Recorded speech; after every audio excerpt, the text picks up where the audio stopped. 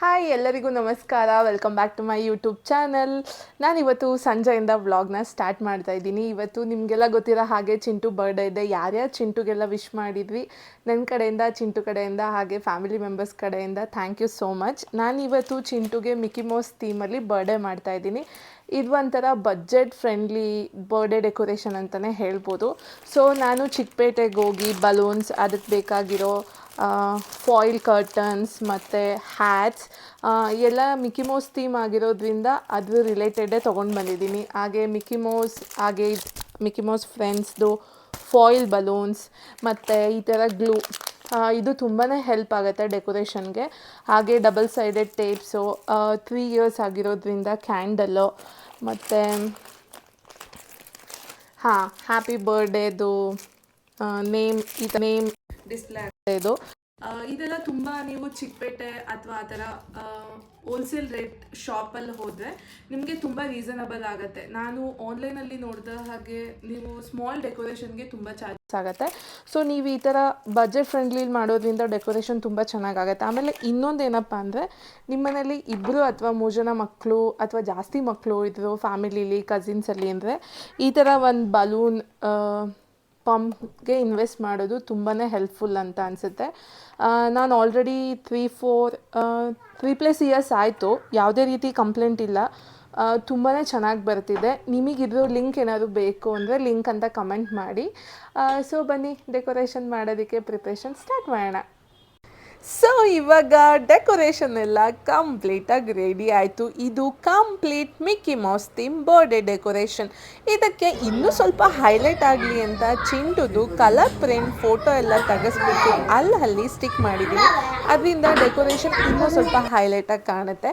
ಈ decoration budget ಫ್ರೆಂಡ್ಲಿಲಿ ಮಾಡಿರೋದ್ರಿಂದ cost ನಿಮಗೆ ಅರೌಂಡ್ 600 ರುಪೀಸ್ ಬೀಳ್ಬೋದು. ಅದೇ ನೀವು ಆನ್ಲೈನಲ್ಲಿ ಅವ್ರನ್ನ ಕರೆಸಿ ಮಾಡಿಸಿದ್ರೆ ಏನಿಲ್ಲ ಅಂದರೂ ಮಿನಿಮಮ್ 3000 ಇಂದ 5000 ತನಕ ಚಾರ್ಜ್ ಮಾಡ್ತಾರೆ.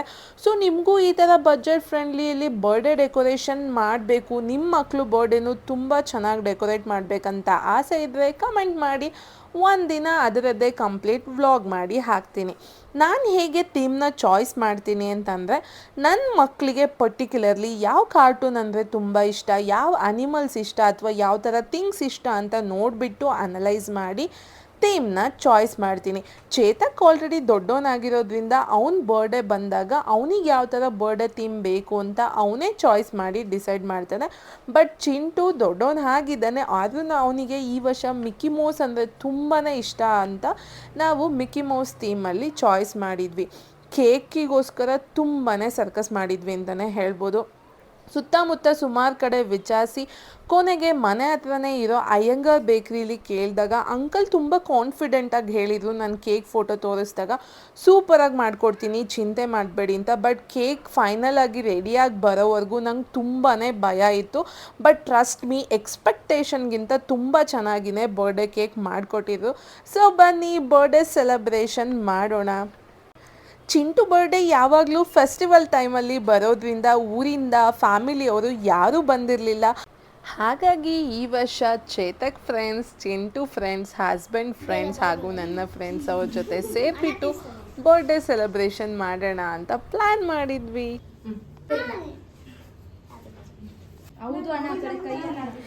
ಎಲ್ಲ ಫ್ರೆಂಡ್ಸ್ ಎಲ್ಲ ಸೇರಿಬಿಟ್ಟು ಬರ್ಡೇನ ಸೆಲೆಬ್ರೇಟ್ ಮಾಡಿದ್ದು ತುಂಬಾ ಖುಷಿಯಾಯಿತು. ನಾನು ಅಂದ್ಕೊಂಡಿದ್ದಕ್ಕಿಂತ ತುಂಬಾ ಚೆನ್ನಾಗಾಯಿತು ಅಂತಲೇ ಅನ್ಬೋದು.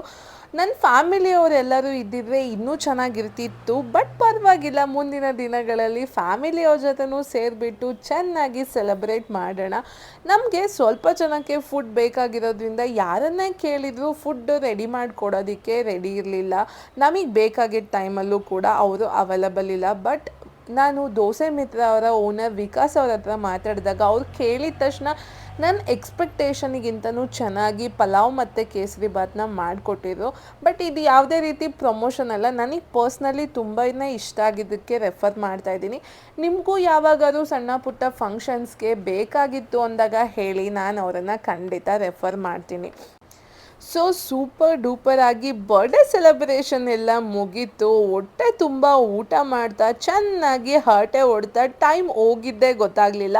ರಾತ್ರಿ ಯಾವಾಗ ಆಯಿತು ಅಂತಲೂ ಗೊತ್ತಾಗಲಿಲ್ಲ ಅಂತ ಹೇಳ್ತಾ ಈ ವ್ಲಾಗ್ನ ಇಲ್ಲಿಗೆ ಎಂಡ್ ಮಾಡ್ತಾ ಇದ್ದೀನಿ.